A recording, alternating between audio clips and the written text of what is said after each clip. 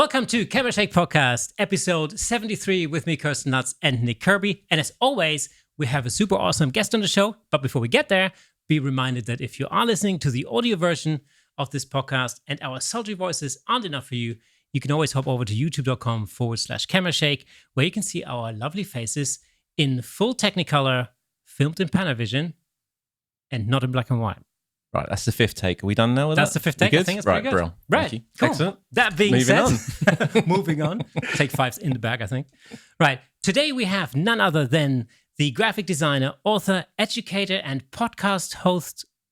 Podcast host? I'm just going to carry on. I didn't know you had a list. Carry on. I know, me neither. Apparently take six does that to you. Anyway, the podcast host of the He Shoots and He Draws podcast with Alan Haas, the only person I've ever seen sing Should I Stay or Should I Go with Scott Kelby.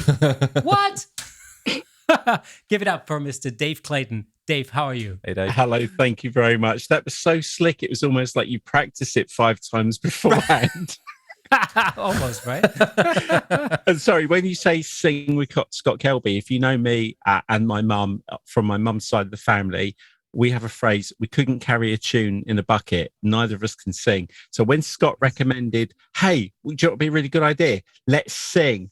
The fear inside of me of any sound coming out of my voice, coming out of my mouth was just, got to get away with this. Luckily, it's one of the very few songs I can just about get through if other people are singing.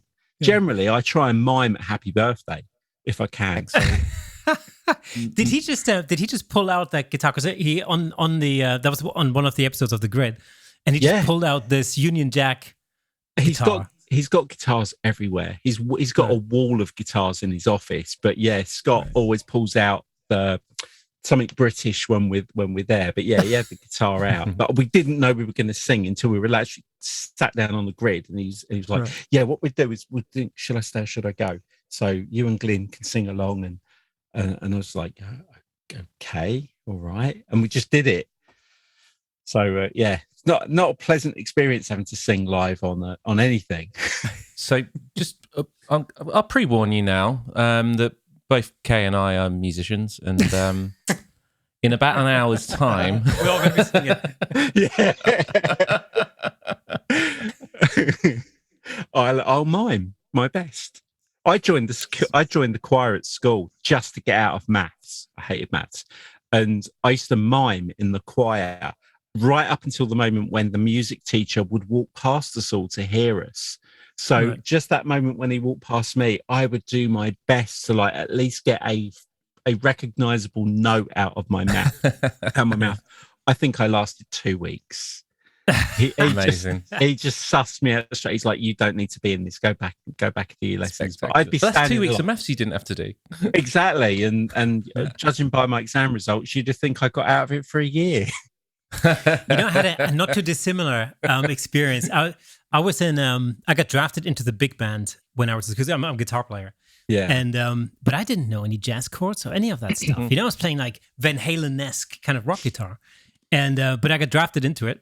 I think not because anybody thought I was particularly good. I think I was just the only guy there, you know. And so it's like a Thursday, and they gave me this big folder of music, and they're like, "Oh, so the rehearsal's tomorrow, Friday lunchtime or whatever. You know, hear the tunes." Tell me they were all dots as well, no tab. No, it's all like chord symbols, but it's like crazy chords that I didn't know. You know, like all different weird chords.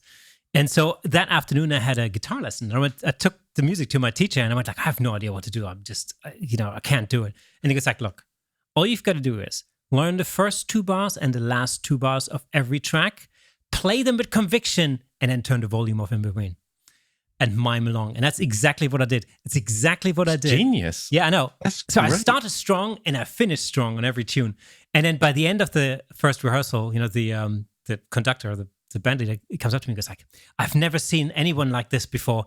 You know, I'm amazed how you could learn all of that music in just one day." And I'm like, "Hey man, you know." So what were you playing in between with the volume down? I was literally just miming chords. I was just making it up. Because it's jazz chord, right? You can put your fingers on any frets and you make it. As long as you play ninth chord like all the way through, it'll be fine. There we go. So, you know, people have recurring dreams of like falling out of planes and flying and all that, and their teeth exploding. Mine is I'm not musical. I can't sing. I can't play an instrument. But I have this recurring dream of I'm on stage and I've been handed a guitar and I've been told to play with this band, even though I cannot play guitar. So I have to stand there and try and play along, hoping that there's no solo and nothing gets turned down to hear me.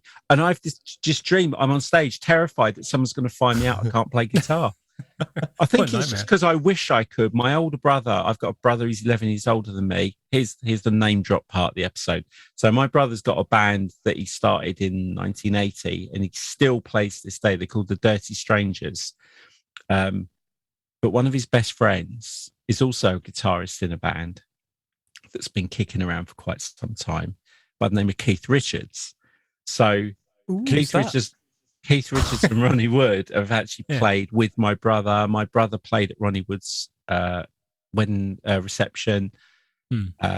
Keith, and when my dad, before my dad passed away, Dad had Alzheimer's, and he used to sing in the pubs. So Alan recorded an album with my dad, which Keith played on, and some other musicians. So I've been on tour with the Rolling Stones, the Bigger Bang tour out in America. I've been in Keith's dressing room. I've gone to the gig in his car with him. I've left the gig in his car with him. Nice. It's like my brother's musical background has enabled me to have some amazing experiences, but I can play one chord. So yeah, I just hang on to the coattails of my brother's musical experience and his friendships. But yeah, it's pretty cool when you say to people, you know, you can show pictures of Keith and Alan together, and so he's played on there. But yeah, it's a nice experience. Yeah, very, very cool. Do you know, I don't think I have that many famous connections or people that I've met in the music world. I really don't. I don't have many. I can't think of. You're still young. That's why. I'm not too young, I assure you. Kylie Minogue. I met Kylie Minogue briefly. It's the only person you ever need to I know. meet, really. That's I know. Yeah, she was wearing some kind of dotted bikini. Very odd. Golden hot pants. That's what Nick was wearing. Yeah. You know me already. I like it. It was a Friday night. It was a Friday night. Who else? Rolf Harris. Yeah, met him at school, oddly. Really? Did you moving on swiftly. moving on.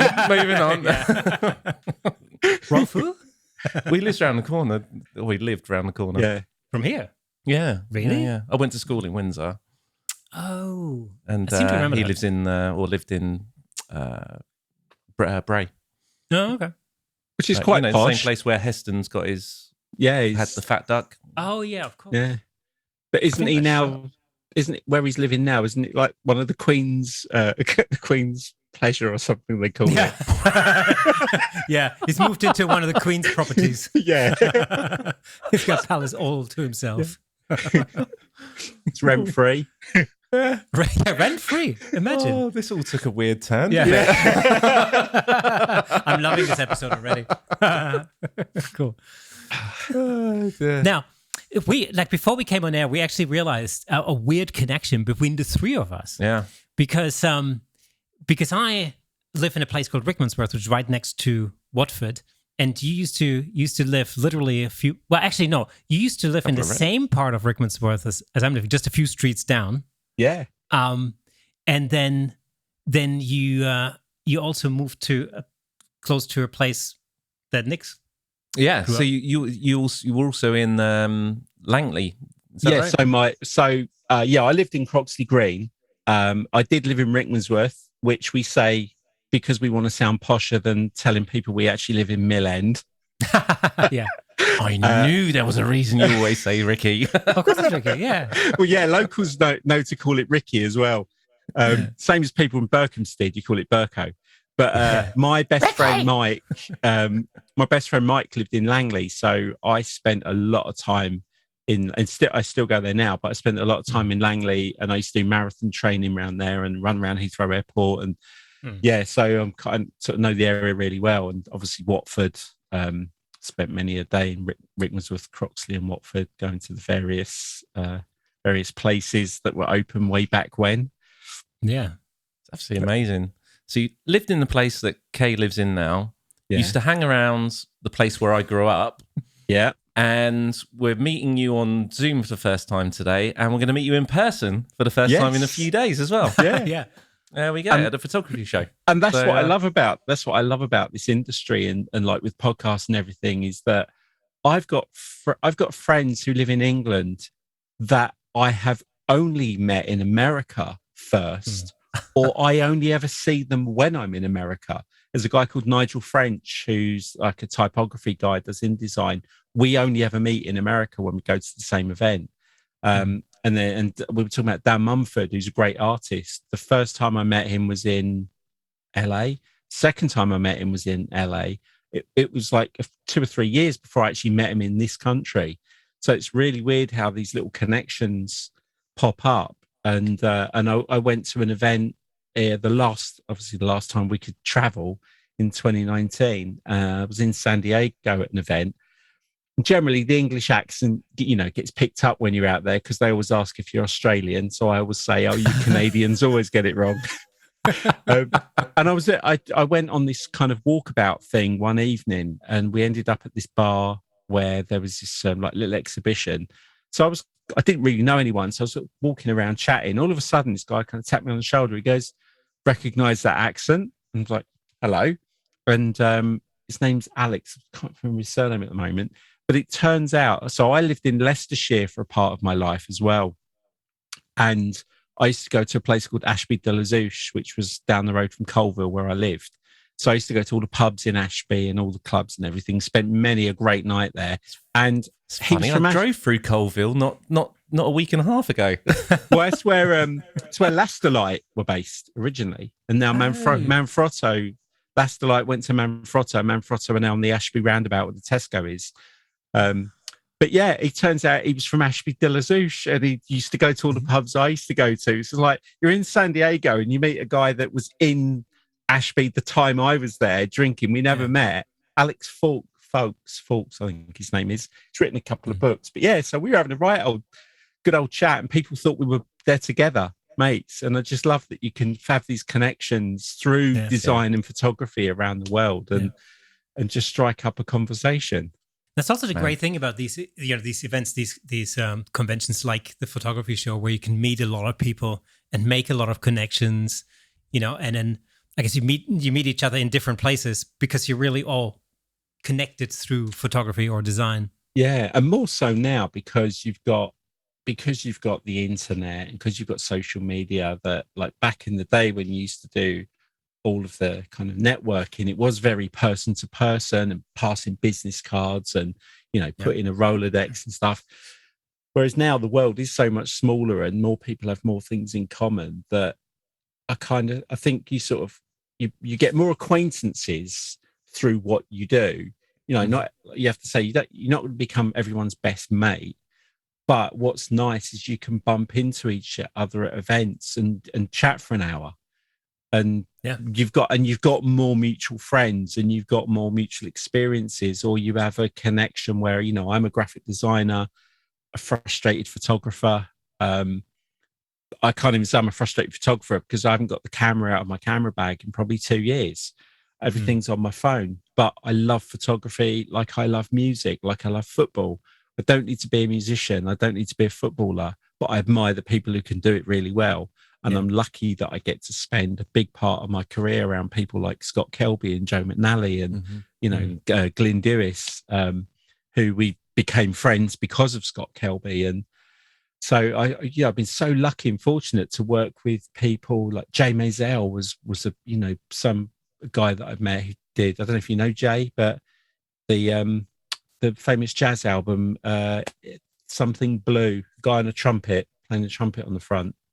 Can't remember off the top of my head, I don't know what it is, but Jay's an amazing, well-known photographer. And then when you're at these events with these people, I said to Glenn today when I was chatting to him, he started talking to me about printing. He said, I'm probably boring you telling you all this. I'm like, no, because I absorb all this photography knowledge, even though I don't shoot, but I can hold a conversation with a photographer. I can interview a photographer on my own and not feel like I don't know what I'm talking about. And you just learn from it all the time. Different people, different relationships. Totally. I think what I find really interesting is the fact that of course your expertise is in graphic design predominantly, and in photo manipulation, if you want to call it that, or post production, and of course that's a very large part of what you do as a photographer. A lot of the time. So these two things are really so closely connected, because you'd be looking at exactly the same things that I'd be looking at if I did a retouch or composite or something like that. Yeah, I just did. So I just did Photoshop World, and usually I do something around graphic design, either InDesign or Photoshop. But it's like I write for Photoshop User Magazine, but my column is Photoshop for designers. I don't do retouching. I don't do any of that stuff. And when Scott said, we'd love you to be part of Photoshop World, I actually asked if I could do something on the photography track, which I initially is called Shoot Like a Designer. But trouble is, when you do some of these conferences, if you give a title of something you're going to do something with, they kind of get not ownership of the name. But so I did a class called Photography for Design. And it was based on a number of experiences that had started to come together from conversations I was having. And it was about how it's really weird how photography and graphic design are so tightly knit together, and yet photographers and graphic designers don't work together.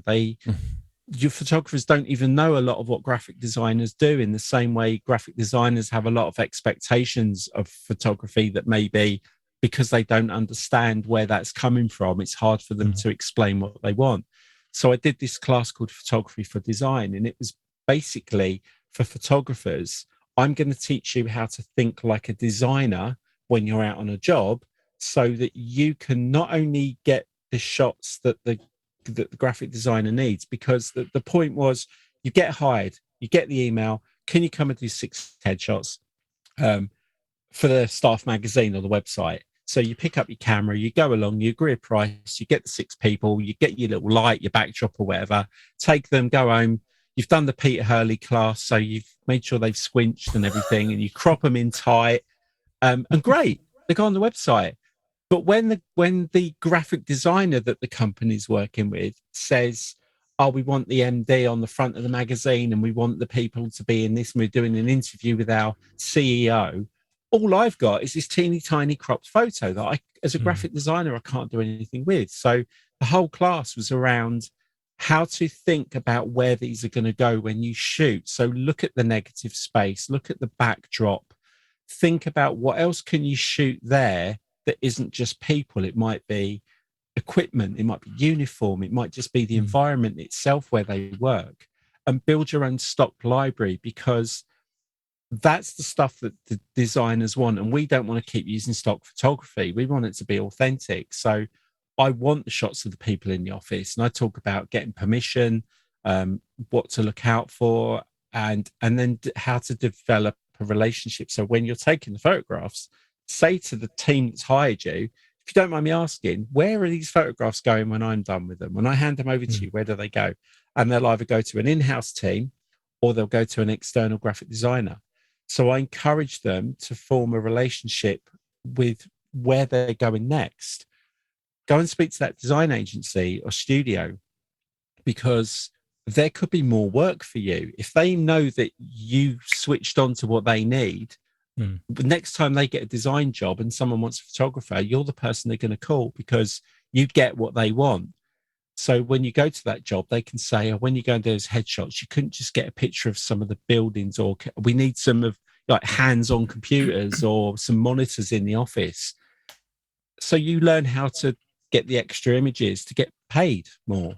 So you get work from the studio, or you get work from the client, but it's about approaching the job thinking like a designer, because I don't want to do content aware scale, content aware fill, content aware, just give me the image, just crop it for them, but give me the big wide one. Give me the guy looking to the right, looking to the left. Give me space above for the front cover of the magazine.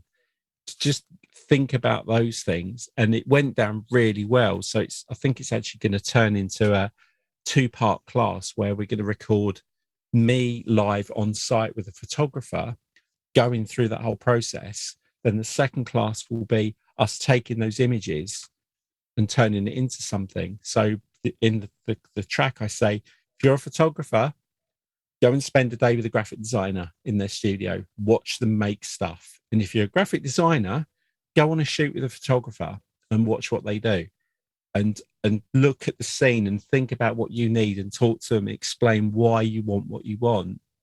And I'll tell you what, it will improve you as a designer and as a photographer if you can know each other's language.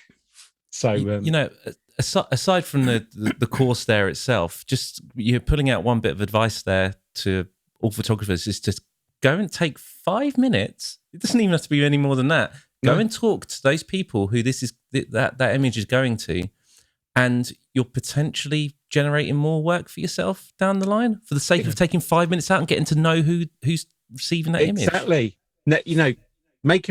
Building relationships is so important these days. But yeah, just that extra 5 minutes, just asking that question, just opening up an opportunity. It's hard enough to get work as it is. For photographers who work with people, it's been an impossible 18 months. And, I really feel for so many industries, but knowing photographers who do weddings, parties, corporate, Alan Hess does concerts. He's the house photographer at the Pechanga Stadium in San Diego. He's had no work. He's been picking up golf tournaments and bits and pieces.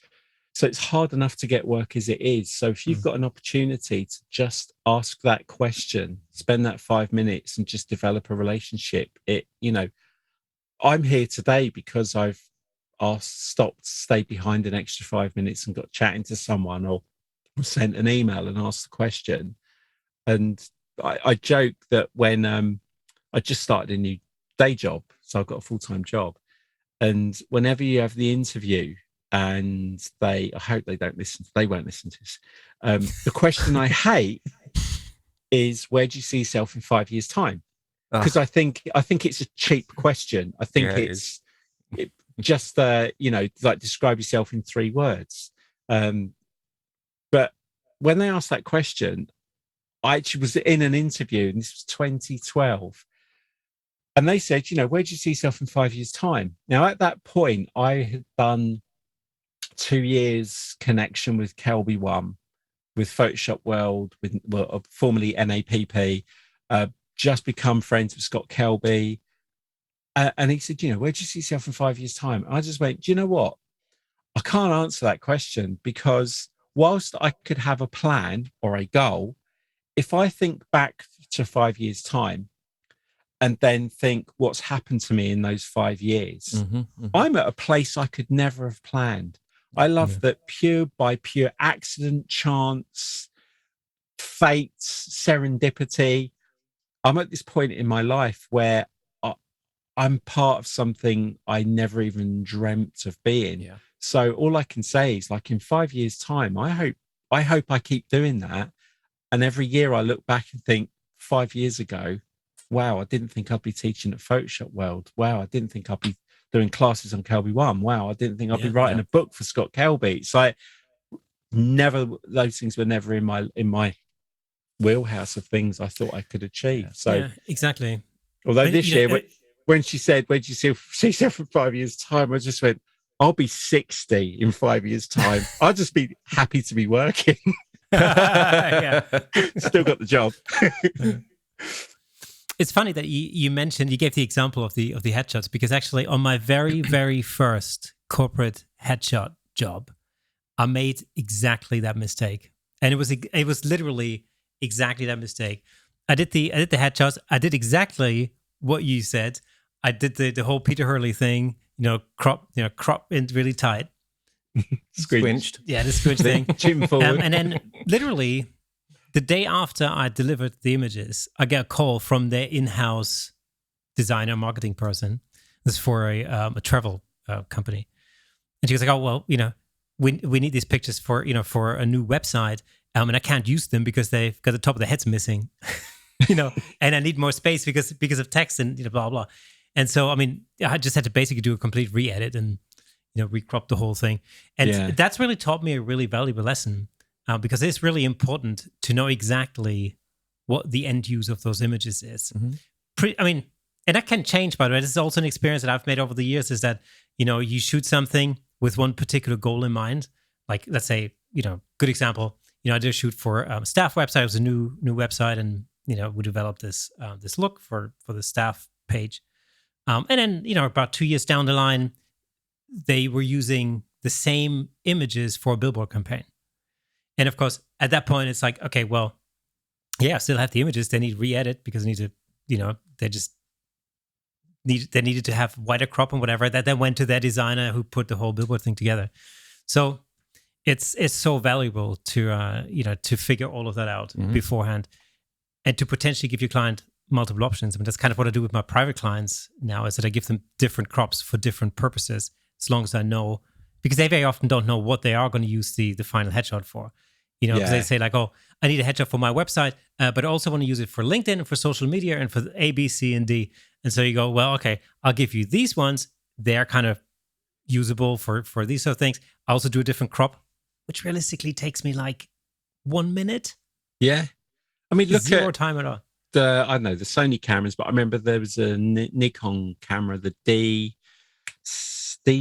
can't remember. I don't know the cameras. That's how rubbish I am. But I remember each image was something like 32 meg that came out of it. D85 maybe, something like that. A D850 maybe, yeah. 850, yeah. And I think like every image that came out of it was 32 meg. So it was like, unless it's a billboard, pretty much that photograph alone will be suitable. So oh yeah, for sure. Take it with loads of space to the left, the right, and above and below, because even if you do crop it, there's still enough in the image. You don't have to zoom in and only get the cropped image. You've got a load of room and a lot of pixels, and those pixels don't cost you any money. There's no exactly. Real estate there. It's just use them all. That's what the camera's there for. For me, that's been one of the most useful things that I've learned as far as headshots are concerned. I always shoot them wide or wider, so I have a lot more options. Especially when you're doing something like a white background. You shoot it wide enough so you've got enough space on either side of the shoulder. You've got both shoulders in. You've got all the top of the head in, and all that kind of jazz. Yeah. And then you're golden. And then you can zoom in if you can crop in if you need to. And do you want to go for that New York style curly look? That's cool. But you also have the options, because the thing is, you just take LinkedIn as an example. Because of the way that the profile picture crops, it doesn't actually look very good when the top of your head's missing. Because you're in a circle. And LinkedIn became such a big thing where everyone was suddenly, better take LinkedIn seriously. And I love looking through LinkedIn. Because I use LinkedIn as a search engine. It's a brilliant search engine. If it's a tip for anyone, if you're ever looking for work or you're trying to connect with someone, in LinkedIn, you can type in, like I had to do when I was at my last job, graphic designer, BBC. And then it came up with anyone who was a graphic designer at the BBC. Then I could whittle it down to London. Then I could find out who was the head of design at the BBC and then try and connect with them. But at least I used it as a search engine. But what I love are the headshots of professionals. I've got to be really careful how I word this, but there's like a local business element where some headshots are taken by photographers who still live in the 1980s. And the reason I can qualify that is I was at a job about 5 years ago, and they wanted to hire a photographer to come in and do a team shot. And they hired this oldish guy. And I looked at his website and I was just like, this guy's website is from like before Friends Reunited. It's like that old. And seriously, he came in and he wanted to do the one where you're all laying on the floor with your head in your hands, all looking at wow. No. And back to back, sitting on stools. And I was just cringing. But I love looking at the headshots where you just see the thoughtful ones and like the hand jet or the cufflinks, and there's all these like really cheesy poses people do. And I wanted to start a collection of them, but the trouble is you're shaming people for their headshot. But some of them are just so funny where they've either said, I want to look intelligent or thoughtful or whatever. But yeah, go just one day if you got 10 minutes, 15 minutes spare in your lunchtime, just do a random search through LinkedIn and try and find really funny, cheesy headshots. It's That's so much a Ricky fun. Gervais office moment where he's just Yeah. sat there and going, Yeah. And some of them are so Ricky Gervais moments where it's just, oh God, what I'd love to have been in that room when that pose was discussed. I did a talk in some business group about the importance of professional headshots, for small businesses. And of course I had to use examples as part of that talk. So and some of the examples I managed to find were horrific but hilariously funny. Yeah. And I basically had this whole thing where I had like a set of different images, and I made people guess which period they were from, like 1970s, 1980s, that kind of stuff. I think, it's a thing. I don't think necessarily every headshot has to be like a Peter Hurley type of clone type of a thing. But there are some great techniques. Like nobody ever wants to see, like the triple chin, and some of them you look at and think, not that you should kind of not shame people, but when someone's going to look good and when they're not. And we all know that the minute you pull your head back and all your chin suddenly appear, not a good look. Yeah. So why would you photograph somebody and tell them to pull their head right back and then shoot them from quite low and just give them all this stuff going on? Yeah. It's like, come on, you're a photographer. You should know to make people look their best. Why are you making them look like just all their heads just disproportionately shaped and extra chins have appeared and you're shooting up their nose? Yeah, I mean, see, one of the things that I always say to to clients, or when I do talks like camera clubs or whatever, when it comes to headshots, professional headshots. Actually, there's a distinction in my mind between professional headshots and headshots for actors and people in the entertainment industry. But there are also certain parallels, because the real, the real importance from a photographer's point of view, the whole posing thing is relatively easy. You can learn that in not you don't have to spend a lot of time learning how to pose, because it's not necessary. You're shooting the head. I mean, it's not not that difficult. The lighting thing, you can, with practice, you can nail that down pretty quickly too. You can get some really decent images. But what is important is to make sure that the headshot reflects the person that you're photographing. So, for instance, just to give a quick example, like you would never shoot like a healthcare professional, like a nurse or a doctor, in the same way that you would shoot a divorce lawyer. You would just never. They're two different jobs. These two people need to. Although I'd kind of like to see that done. Well, it would be funny. It would be funny. But both of those people are professionals, but their professions basically dictate that they project a completely different image of themselves. Yeah, exactly. A healthcare professional needs to be friendly and approachable. That's how I have to shoot them. So I need to know how to light them in that way and how to post them in that way so that comes across. Just a small change in the head position might make all the difference. A divorce lawyer needs to mean business. It's a completely different way. They got to look like a hitman. Yeah, exactly. They need to basically, they need to convey the fact that they will get results for their clients. It's a completely different thing. Yeah, so that's really what makes the difference between a professional photographer, in my mind, and and somebody who just owns a camera. Steve down the road who has a really expensive camera. or like even people taking headshots of themselves on their mobile phone, because.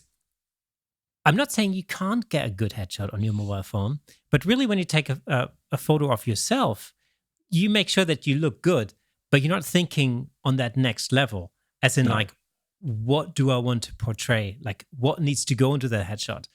Who's it for? Who am I trying to, what kind of clientele am I trying to put, attract, and all of that kind of stuff. And also on mobile phone, there's the one where you can go, oh yeah, he took that on his mobile phone. Because I can't see his ears. Yeah. Because the phone does that weird thing where it just loses your ears. Yeah, and you just look like this really weird, smooth shaped thing. But it mirrors in design. I mean, this, even for me, you learn. There was a really good example. A friend of mine, Steve Kaplan, did an article once, and I refer to it quite a lot, where he was saying, if I design a poster for a ballet, let's say at the local town hall, on Friday night there's a ballet and on Monday night there's a boxing match, my typography and color, the mood of the poster will be completely different. And what he did was he created a ballet poster in the style of a boxing match and vice versa. And it did not, you could tell like, well, that's boxing match. It's all like fine font and pastel colors. And then, the ballet was like big, fat, bold font and black and red. And it just didn't suit it. So a lot of it, that's what I love the crossover with design and photography, is there are so many elements that are shared. But you kind of, the more you know about both, the better you understand the, like, looking at when I'm looking at images on stock, if I've got to do a particular job, I love a blank page. I love that I can be given an idea and a typeface can create an idea for me, or I will see an image that I think, oh yeah, it's really cool. And my phone is full of screenshots or photographs of things I've seen out and about, some like even bad design, or duplicate, like where stuff's been duplicated. But there's such a big crossover where I can pick things from photography to help my design, and I can speak to photographers about things in design that helps them, even just with color. But I mean, I love it. I absolutely love it. It's my hobby. It never switches off.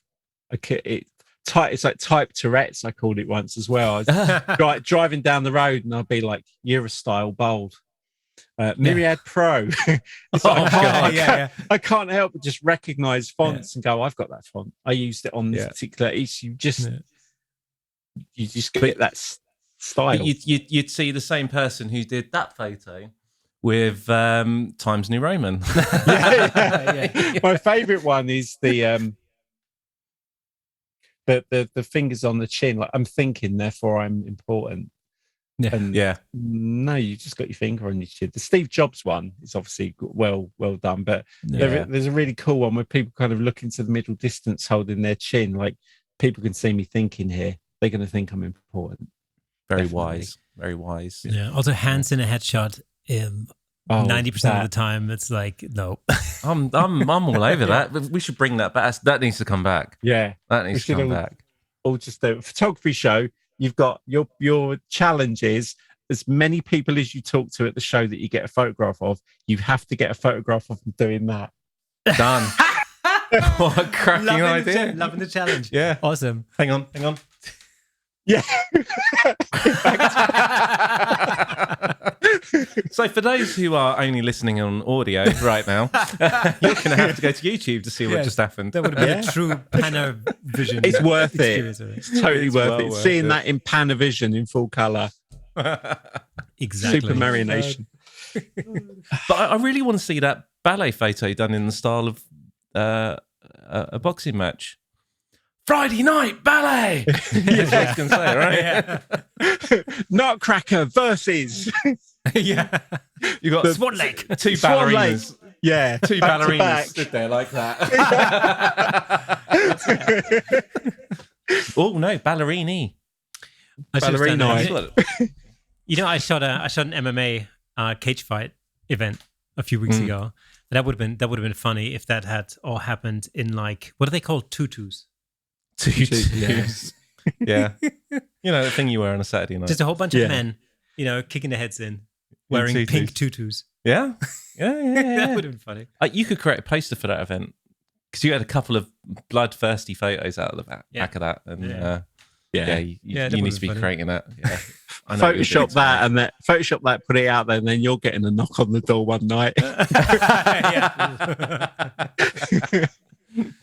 Well, there's the funny thing about cage fighting is that when it's bizarre, because it's the first cage fight event I've ever shot, really. And what I didn't realize is that when you've got two relatively skinny guys, fighting each other in the ring, there's actually a lot of action going on. People jumping. There's like all sorts of different stuff happening. It's actually quite entertaining, other than the fact that they're literally kicking each other's heads in.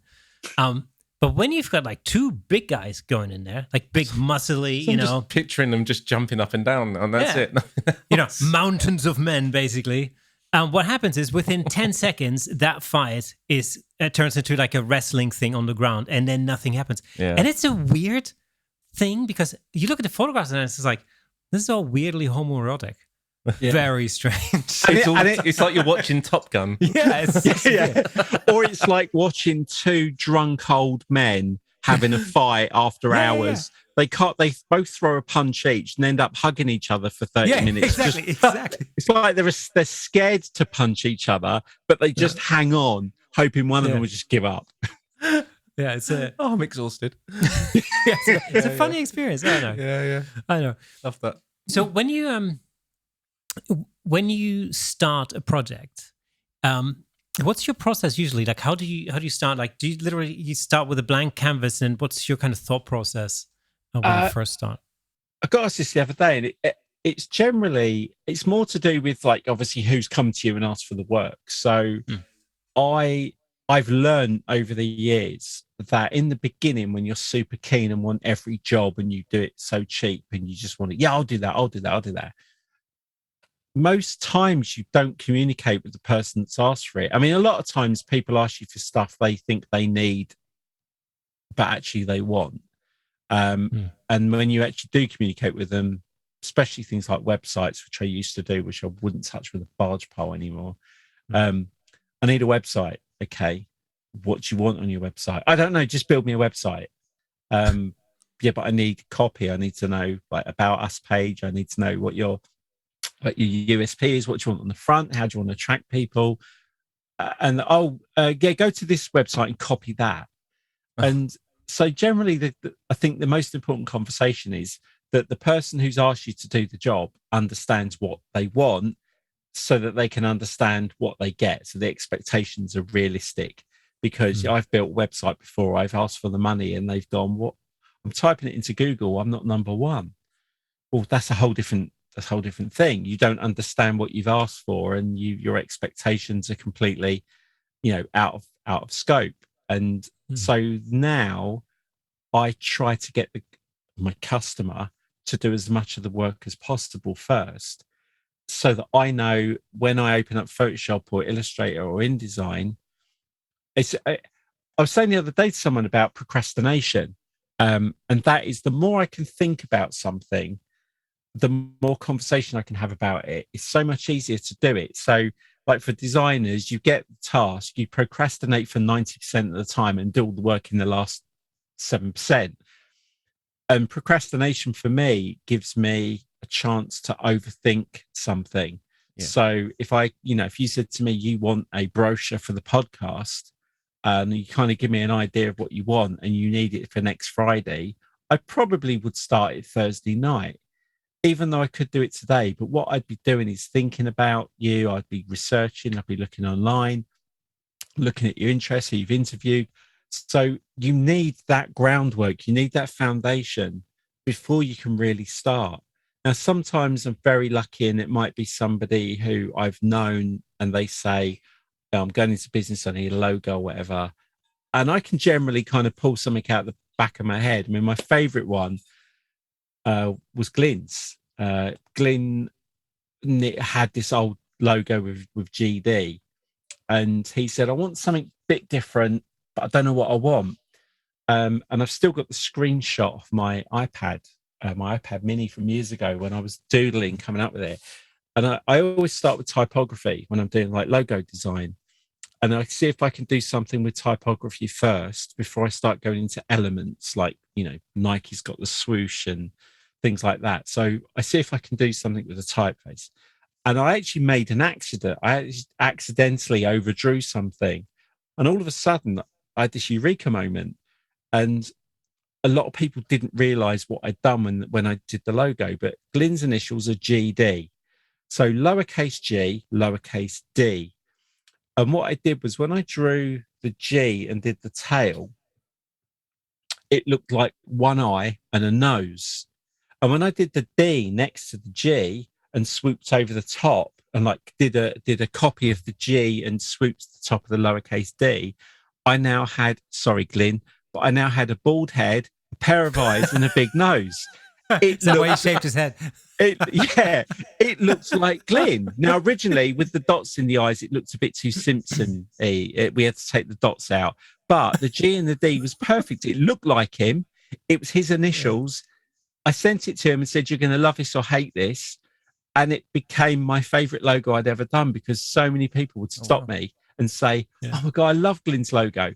The problem with that is they then go, "Oh, can you do a logo for me? Can you do it like Glyn's?" Like, yes, if your name begins with G and ends in D, I can absolutely do that, but I can't because I can't copy his. Your initials are like WK, and it's going to be a completely different thing. So hey, we could rename ourselves. It could be Kersten Dutz and Gig Derby. Done. So sometimes the inspiration is right, like in plain sight, and you can do an amazing thing. And other times, I've gone back to clients and given them their money back and said, "I'm really struggling. I'm really struggling to come up with something that I think you'll like, that I'm satisfied with." And there's a funny thing because my dad, who who passed away some years ago, his first name started with an L, and he had this really, because he started in graphic design himself, and then went into printing, which was his main business. He was also a keen photographer, but he had a really beautiful handwriting, and he also used to paint, and he would initial all of his paintings with an R and an L, and they were like interwoven and kind of linked together in a really beautiful way. And I think all through my life, I've been trying to do the same thing with my initials, Ken, and I've never managed to do it. It just doesn't work. It doesn't work at all. So I've always found it very frustrating. The worst one to do is, because I know so many photographers, it's like, there's two things in logos and names that always make me smile. I can't say I hate them because hate's a strong word, but it always made me laugh at when somebody would say, "I want a logo for my photography business." It's like, well, generally the business name is first name, last name, photography. So, okay, then the name is probably going to be done in a script font, so it looks like the handwriting. And then is going to, if their name's got an O in it, there's going to be a lens shutter thing that you always get, or you always try and get some kind of photography icon into the name. So they're the easiest ones to do, and they're the hardest ones to do, because the easiest one is I can do any photographer a logo by using that method, because their business name is first name, surname, photography, or studio, or, there's always something like that. And you can get that photography icon in there. But if you want to be original and not go down that route, it's so much harder to try and come up with something where it is first name, surname, photography, and not include something. So I kind of hate those jobs. And then in graphic design, one of my pet peeves with business names, and now once I say it, you'll notice it a lot, is they sit there and go, "We want to start off a business. Okay. We want it to be like a little bit edgy and people be like, oh, I bet they're fun. So what should we do? I know what. Let's take a color and a thing in life that isn't that color. So let's be blue elephant design or green giraffe." And they take a color and a thing that isn't that color, and then it makes them like edgy and different, because it's like, no one's ever seen an orange banana. And I hate it. I think it's like a real cliched choice to go down. But now I've said it, next time you go out and you see creative businesses, see how many times you see now a color and a thing that isn't in that color. I hate hearing things like that, because now I will see it everywhere. It's like buying a new car. You never see it before, and then all of a sudden you see it everywhere. Yeah. I used to teach bands. So I used to coach bands, and they were predominantly were quite young. So sometimes age 9 onwards or something. And so as part of the whole course, they had to find themselves a band name, just to kind of make it feel more real.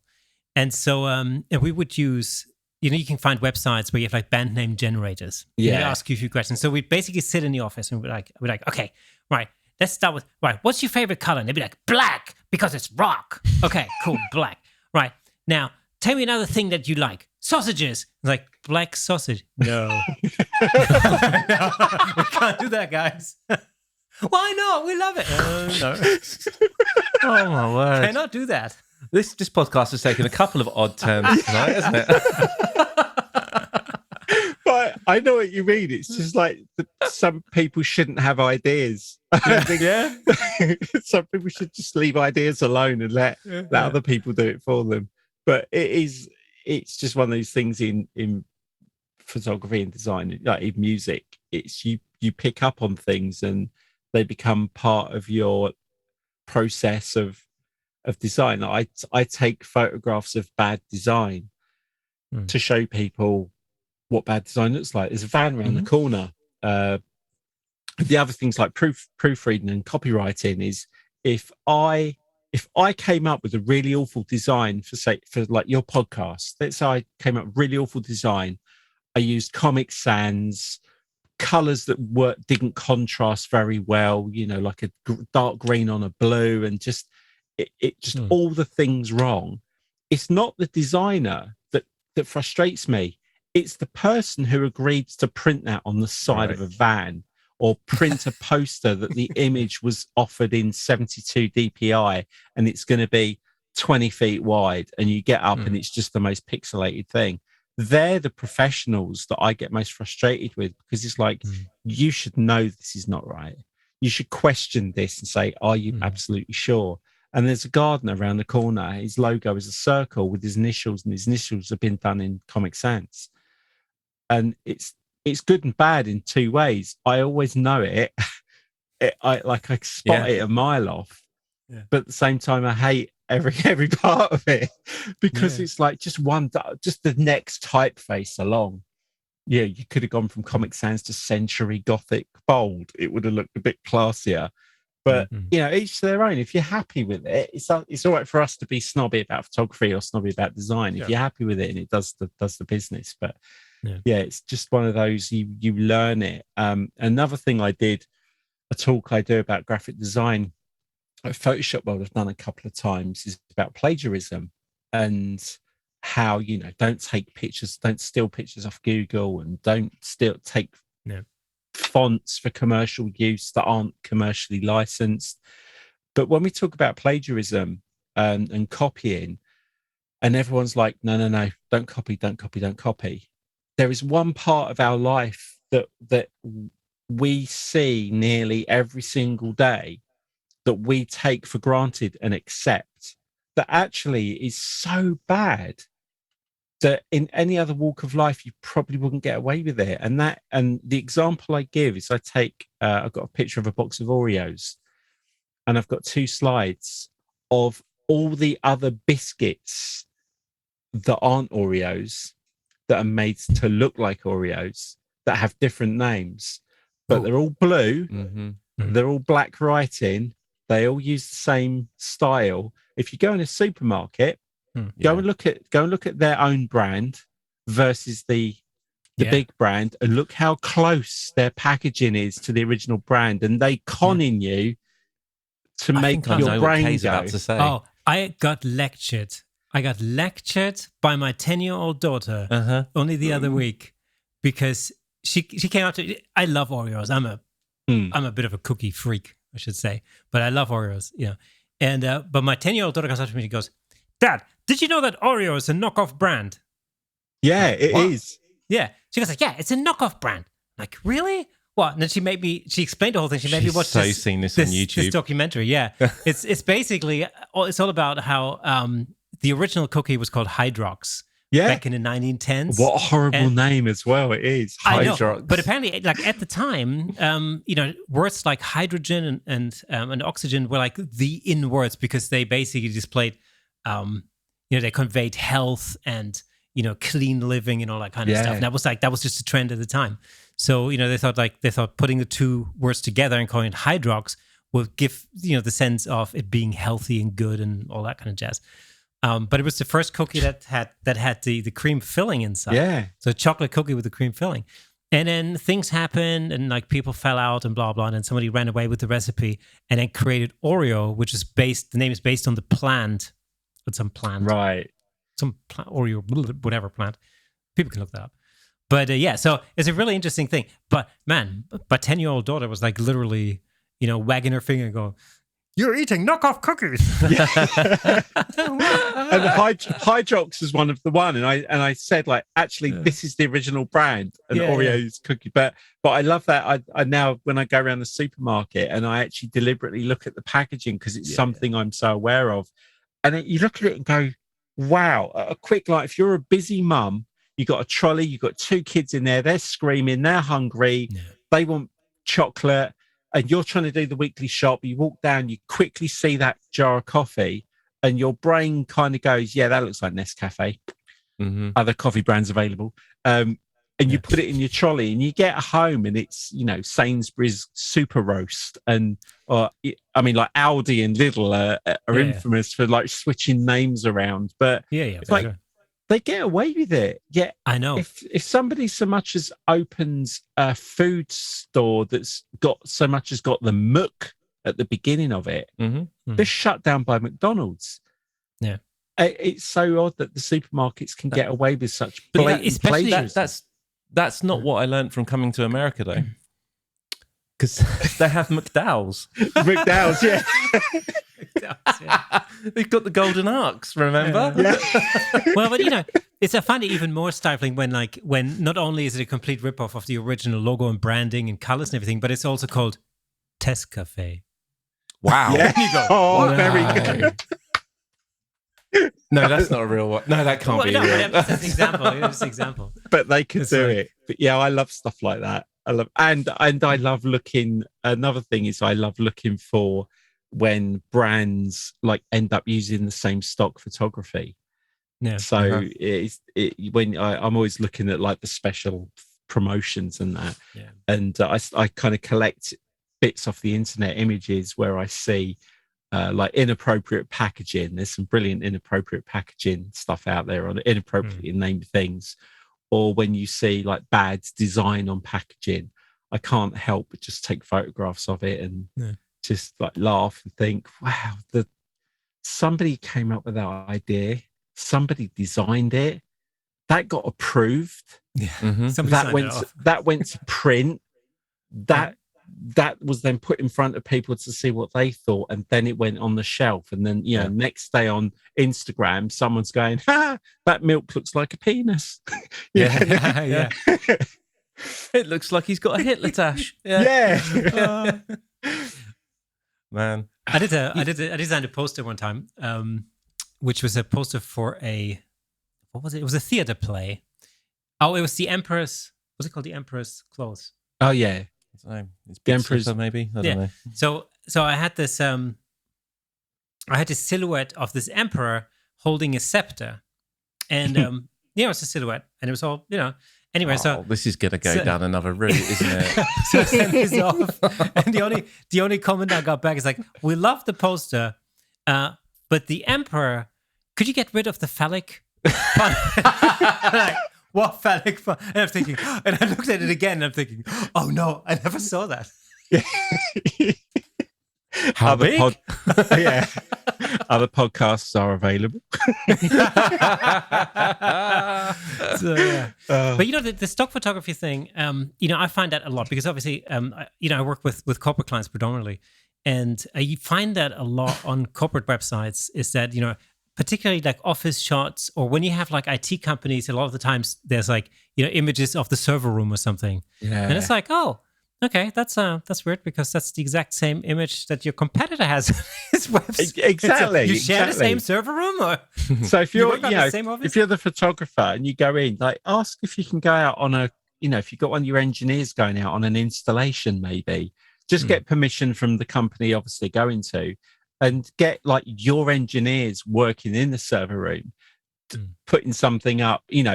At the end of the day, stock photography is good because a lot of times, like, it always makes me laugh where if you said, we're doing the banana conference. Why do you need a photograph of a banana? Everybody knows what a banana is, but sometimes you just need that image. And I think there was a survey done where it was students, and it was 10 facts that were untrue. And they gave one bunch of students the 10 facts with a photograph attached to each that was stock photography. And they gave the 10 facts without photographs to another bunch of students. And the ones with the photographs, the students believed the facts were true.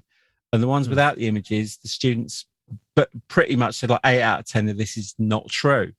So sometimes just that any photo makes you buy into the thing, and sometimes the photos are very obvious. But yeah, I mean, I spend a lot of time in stock photography because it's sometimes the quick.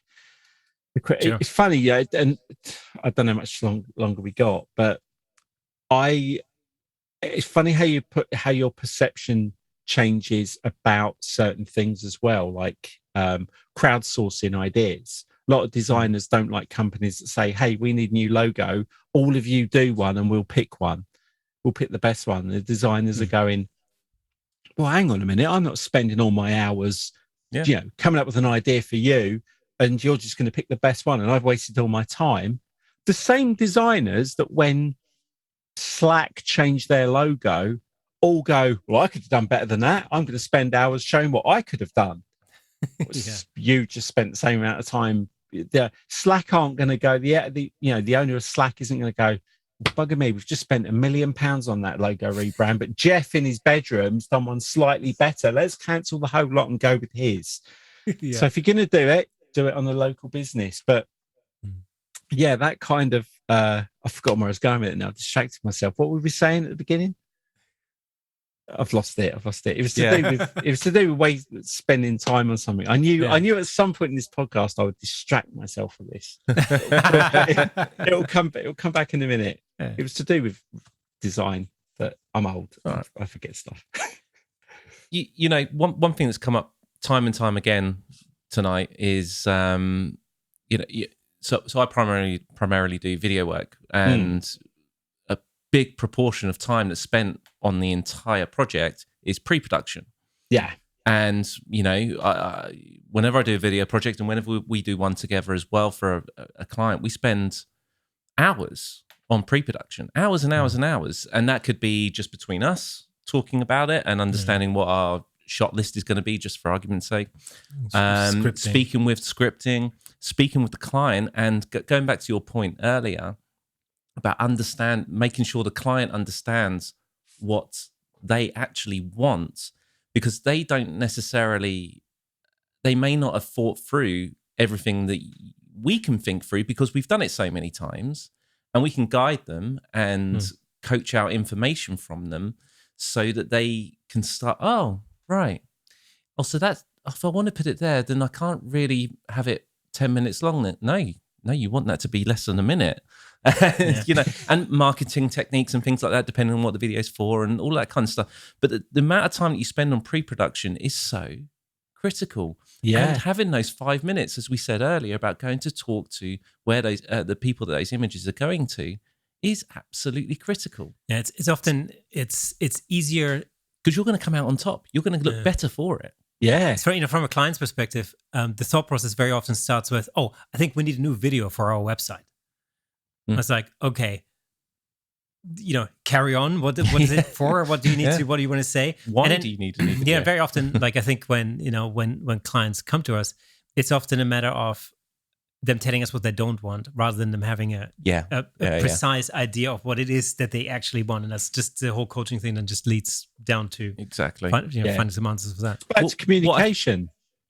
Yeah, exactly. Yeah. What I found really interesting that you said earlier was that you could spend a period of time trying to get together a logo for someone, for example, and actually turn around and say, you know what, I don't think I'm the right designer for you. Exactly. I'm not able to come up with what I think you're actually going to want and that I'm happy with. And that's tough. That's a difficult thing to say to a client. And you've got to have confidence in yourself, and you to be able to turn around and go, you know what, I don't think I'm the right person for you. I'm sorry. Yeah. This person might be great for you though. Yeah, referencing each other. I've got a friend who's a great graphic designer. In fact, I work with him now through weird circumstances. We've all ended up working together again. And he has a specific strength in graphic design that I've not done for quite some time. So when I get asked for freelance work of a specific nature, I just say, speak to Russ. Like he's so good at that you know, he can probably give you more than I can think about at the moment, because he does that kind of work all the time. Now, of course, you know, I'm walking away from money, but I would rather have a satisfied client that's going to think, actually, I'll go back to Dave. He was really helpful that time. I know now that Dave's speciality is, and if I want this, Russ's speciality is that. And the same for you. If you have a specific style or a specific, you know, way that you want to work, sometimes clients can be, a bad client. You know, they can't communicate what they want, and there's nothing worse that happens. Taking money off someone if you can't deliver what they're expecting. Happens all the time. I mean, this really happens all the time. I get calls for all sorts of different things that I don't shoot, and I know somebody who's much better, and you know that potential client will be better served by working with somebody else. Food photography is a good example. Yeah, you know, I don't shoot food, and really most of the time I don't shoot products either. So, you know, if that's what the client wants, I know a guy who is really good at that, and you should be working with them, because you're going to be a lot happier than if you force me to do it, because I don't do it. Yeah. You know what I mean? I just remember I was going to talk about something to do with stock photography. That's where I was going with that conversation. It's starting to come back to me now. But I can't remember it still. I just knew that it was starting to come back. It was something to do. When you just said that, then it's like it's picking out. Yeah, they could come to. Oh, I know what it was. It was I was going down the Fiverr route, where a lot of people don't like Fiverr and those kind of services. And sort of, you know, and I agree, you shouldn't pay a graphic designer $5, but some of those people on Fiverr are earning some ridiculous money.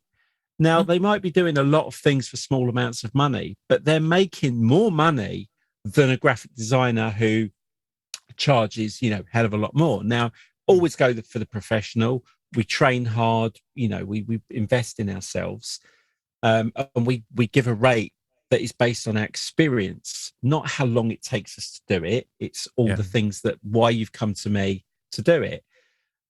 But there are times where, at the same time, if I need a photograph of a server room, I'm not going to hire a photographer to go to an IT company and pay the photographer 250 quid to go and take a photograph of a server that I've then maybe got to license the image depending on how it's going to be used. It's not practical. So that's where stock photography does come in. And that's why, I encourage photographers, if you've got photographs on a hard drive that you've taken for a job that maybe one or two got used, stick them on stock, on Adobe Stock.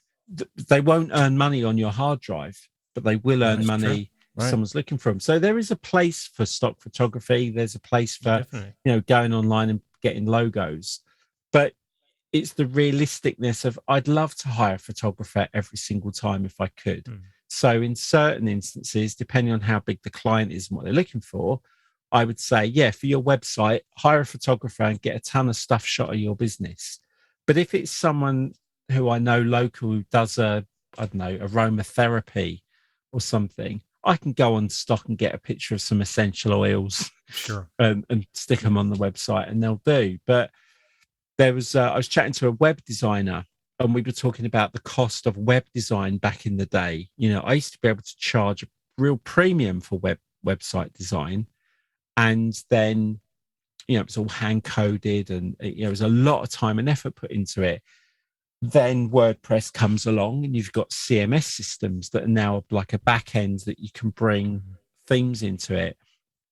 And I was buying a couple of themes off a place called Theme Forest. No affiliation here. It's just a company I used to use. You'd go on there and buy a theme for maybe $47. You download it, you plug it into WordPress. It's all templated, replace this image with your image, replace this text with your text. And you could make a good amount of money building a website by using a theme. And there are some web designers who were still like, I don't like themes. But I made the point to someone who was sort of complaining about it and said, okay, I appreciate we all have our ethics of how we behave. But I said, you're kind of here not getting web work because you are kind of got a very premium rate for it, and not everyone has that budget. As much as you think it's worth that and you want to do it, they don't have the budget. There's a guy on Theme Forest that made a theme for WordPress. He sells it for $47. Go and have a look at how many of those themes he sold. He'd earned something like $4 million selling that theme. Now, he has to support it, but it made $4 million. Now, ethics are great, but so's $4 million. So sometimes you've got to actually move with where technology is going. And now, you go online, you've got places like Motion Array, you've got all these After Effects things you can buy. You've go on Facebook, you're forever seeing ads for plugins and add-ons and effects. And, it's now kind of hard to be original because it's so cheap to buy, 1,000 After Effects or 1,000 Premiere Pro effects for $40, lifetime access. And whereas before you go and hire someone to do your logo spinning and whatever, and now you can just go on a website and it kind of does it for free or a couple of dollars. So you have to realize as a photographer and a graphic designer that sometimes people don't have the money and they can get that stuff. Let them do it. Let them do it, because those people who are creating those assets are still making a living. They're just making a living in a different way. So I know straight away, speaking to a client from their budget, he's like, they could say to you, well, you've got a nice camera. All you got to do is turn up and take a picture of him. Why are you charging me £300 for it? Same as, well, you've got Photoshop. It's going to take you 5 minutes. I don't want to work with that client. They don't value. No. There was a little story I told at an event once. Was a photographer asked me to do a design for their business and do a flyer for them, like a price guide thing, because they were going to an event and they wanted to get some business. And they said to me, like, how much would this cost me to do this kind of trifold flyer thing? And I was like, well, we're going to have to get some copy done. I'm going to need some images from you. Got some layout. It's probably going to, if I started it on Monday, I could probably knock that out in a week, because there'd be a little bit of back and forth between you and me. So I'd probably be looking for £250. And they were like, oh, I wasn't expecting that much. I was thinking like maybe about 50 quid. And I'm like, it's an hour. That's an hour. I can't make that in an hour any more than any other tradesperson asking him to do it in an hour. I said, but look, let's not talk money. Let's talk about what you need. All right, because you need this. It's important. And I lulled them into a false sense of security. So I said, let's talk about what you want people to buy into. Okay, so you specialize in this. So how are you going to sell that? So do you do like an hourly rate, or do you do a half day, a full day? And he was like, I would prefer to do a half day and a full day because it's financially more beneficial than just doing an hourly rate. Brilliant. Okay.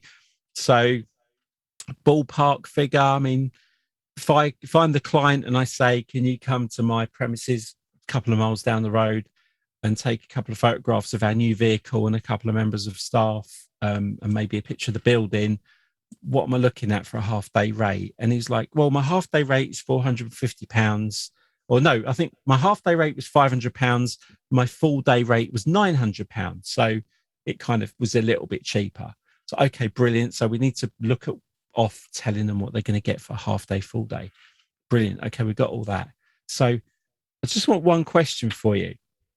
Why do you think you're worth £450 for half a day, but I'm not worth £250 for a week's worth of work, making you the thing that's going to help you make that much money? Yeah. Very smart way. I know. And I didn't do the job. I said, you don't appreciate, you want people to appreciate your time and expertise, but you're not prepared to show that respect to somebody who you've come to because you know I can do you something really good, but you don't value my time, expertise, or equipment. My MacBook Pro's $2,500. Your camera's $2,000. My iMac's another 1,500. My Adobe Creative Suite is £50 a month. My Wacom tablet, my classes that I've done. We're both investing in what we do, but you just don't respect what I do in time. You want to get me for 50 quid, but you want to charge £450 for half a day. Yeah. So, as a photographer, don't ever disrespect a designer, and designers don't ever disrespect photographers. We charge accordingly. We have bills to pay. We've got a business. We do all the calculations to work out what this is. And if you don't want to invest, there are cheap options for you. But and frustratingly, they're the type of conversations that are happening constantly. Yeah, it does. Instantly. It does happen. I mean, I've sort of, I think quite a long time ago, I stopped caring about those sort of things because, you have those. I think what I've come to think is that, I'm happy to help. I may not be the right person to do this job, but I may be able to point you in the direction of somebody who can do the job for you. Yeah, totally. I have that have that with headshots. Just as an example, some people don't need what I charge or what I create as a headshot. They don't need that. Some people just need a quick headshot for a LinkedIn thing, and that'll be done. They don't need to spend the money to shoot with me. They don't need to invest the time and all of the kind of stuff that is what I do. And if that's the case, then I don't want to charge them what I would normally charge. But likewise, I also don't want to do that shoot because I could book somebody else in. So because I have mouths to feed and bills to pay and all the rest of it. But I know somebody literally just down the road who would probably be happy to do that job. And I'm very, very happy to to pass them on. Absolutely no problem. No hard feelings or anything. But what I offer is just not what they need. Yeah. And some people don't need premium, or I mean, sometimes I know people don't like free work or spec work, but actually, I'll do free work, but on my terms. If I offer, yes. If I look at your logo, I've got a friend who I saw their logo today, and I was thinking they could have better, but they probably don't. They're happy with what they got. They don't want to spend on it. It's not something they want to do. So quite often, I've done a quick logo redesign for somebody and gone, look, you can have this. It's on me. But if I do something like that, I give them an invoice. And I put in the invoice what I would have charged. Yeah. And then I give them a discount that means basically they pay £1 for it. Yeah, exactly. My logic being, if somebody sees what I did for you and goes, oh my God, that's amazing, I want something like that for my business, how much did that cost you? The last thing I want you to say is, oh, my mate Dave did it for free. Oh, cool. If he does them for free, give me his number. Right? No. Exactly. Tell them, oh yeah, that kind of service would cost £250 or £500 or whatever. Then I'm not made to look cheap. If that person thinks that's a good rate for that, that's a really good bit of work, I'd like that, you get valued better. So if I do a free one, I will always give an invoice and say, if anybody asks you, I would normally charge this, or absolutely. I want to help you get your business off the ground. All I ask is, when there are things you're going to need down the line, I get first choice. I might not be able to do it. It might not be something I want to do, but I get first choice. Yeah. So I may not make money from it again, but it's my choice. There's always, I like the way you put it when you said, like, when you do free work, you do it on your terms. And, this is, I very, very much believe in that. One example would be, during the lockdown, for Nick and me, we basically had, our photography and video work went down the drain. I mean, literally in one day, everything got canceled. We've talked about this many times on this podcast, which incidentally is the reason why this podcast even exists, because we literally just, got on the phone one day and went like, what are we doing now? I'm done with Netflix. let's do something creative because it's like the walls are caving in on us. And one of the things we started doing during the lockdown was we started shooting cars, just because we couldn't shoot any people. So we thought, in fact, that was also because of a guest that we had on the show, and we talked about automotive photography and light painting, and we thought, well, this sounds fun. Let's try that. Why can't we try that? Be cool. We just need to find some interesting cars, and of course we did it for free because we just needed something to do. Personal project. Personal project. Personal projects lead to work. Absolutely. Personal project. It was fun for us because we actually we had to learn how to do stuff and practice and get better at it. Then I'm not saying we're super perfect, but actually I think the images that we can make now are much better than the first ones that we did. So there's some progression visible. And you can add it. You can add it to your kind of portfolio of work you can do. That if push come to shove. I remember Glyn used to say, it's if you're a photographer and you list all the things that photographers shoot, you're never a specialist in anything. Exactly. Whereas if you're a portrait photographer or a landscape photographer or a commercial photographer or a wedding photographer, people know what you specialize in, but you've got to produce those goods. You can't just go, well, I've got a camera, I can shoot anything. Light in a car is different to light in a bride. It's different to light in a landscape. You can make. Sorry, I've just got this image of you going to a bride now and say, "Can I light your tailpipe?" Yeah, just get a lamp underneath you to see your shiny bits. But yeah, so at least taking I do things in design that I've never done before that I practice, and I think can I say I'll add that? I've actually taken things away from what I do. Just purely because, like you say, technology changes, people do things differently. But lockdown, I mean, so many people were, the clever ones have taken the opportunity to learn a new skill and add it to their. So a lot of photographers have added video because it's something you can do at home. You can walk around locally. You don't need to be near people. You can learn shooting, composition, come back. You've got Premiere Pro or DaVinci or any of them. And you can learn editing. There's loads of classes online on YouTube, but Skillshare, all of those. You can learn these new skills. So you can add something. So when the work starts coming back, you're ready for it. You've got an extra couple of strings to your bow. But if you've sat on your ass and done nothing and given up, and suddenly you come out, everyone's ahead of you. So all that work, you think that the phone's going to start. I always say to people, the phone never rings. No. If you sit there waiting for the phone to ring, you'll be bored really quick because it's not going to ring. You have to go out and let people know who you are, because it's like we used to call it Oscar time when we had pay rises at work. Is if you're going to get a pay rise or a bonus at work, think about the Oscars, the films that win the Oscars. They're generally the films that came out quite close to when the Oscars are. So you want to be the first name in their mind when they think of something, and they're only going to remember you for recent. They're not going to remember you from, unless you were amazing, they're not going to remember the thing you did 11 months ago. So I used to joke at work, if you want to get a pay rise or a bonus, just make sure the boss knows the good work you're doing at the moment, like the really big project you did. Make sure they hear about it, because when they're sat around the table going, well, Dave did that thing the other day, it was brilliant. I might have been awful for 10 months.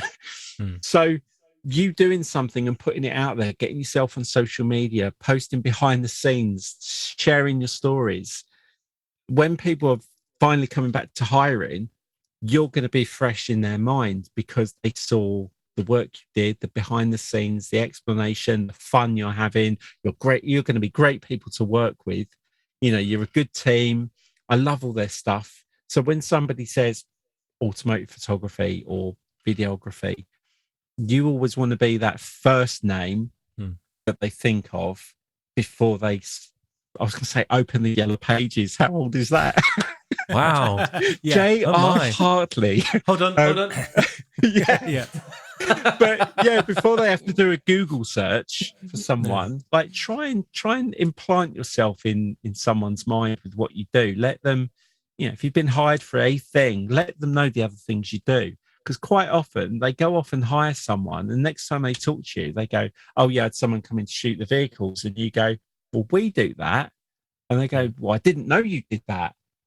So make sure people know what you do and show them your work. Like, keep stuff on your iPad or your phone.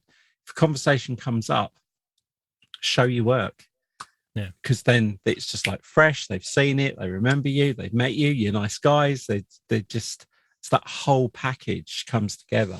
Yeah. And right now, you know, everyone's just kind of hustling, doing their best kind of way to keep ahead and get work.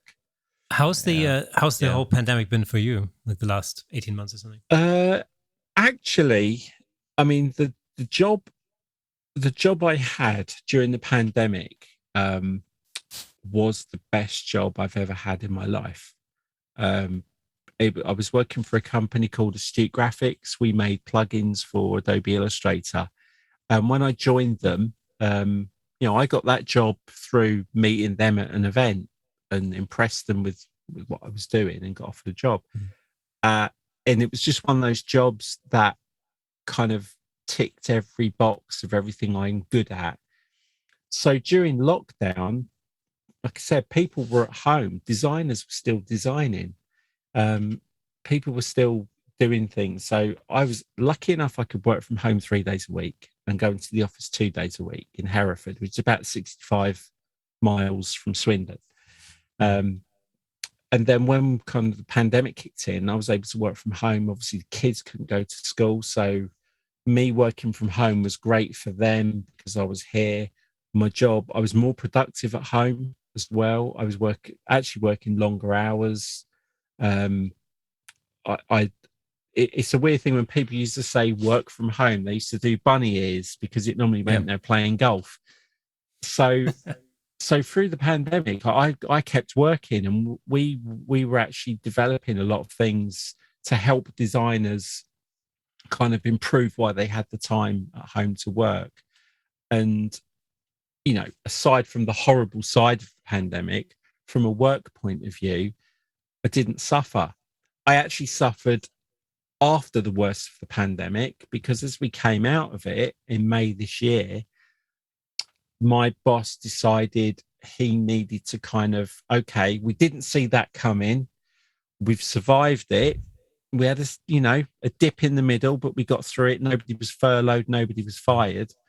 But as we came out the other side, he kind of went, okay, I need to reevaluate how this business is going to go forward if this continues.